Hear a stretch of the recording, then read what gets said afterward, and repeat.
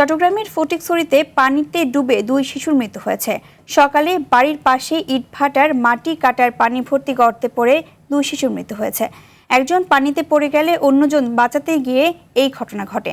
দুপুরে হবিগঞ্জের চৌধুরী বাজারের ব্রিজ থেকে পড়ে এক বৃদ্ধা এবং লাখাই উপজেলায় গাছের ডাল পড়ে আরেক ব্যক্তির মৃত্যু হয়েছে। চট্টগ্রামের ফটিকছড়ির হেয়াকোতে ডায়াগনস্টিক সেন্টার থেকে এক যুবকের মৃতদেহ ও অচেতন অবস্থায় আরেক যুবককে উদ্ধার করেছে পুলিশ।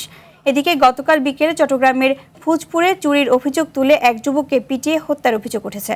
এ ঘটনায় আরও একজন গুরুতর আহত হয়েছেন।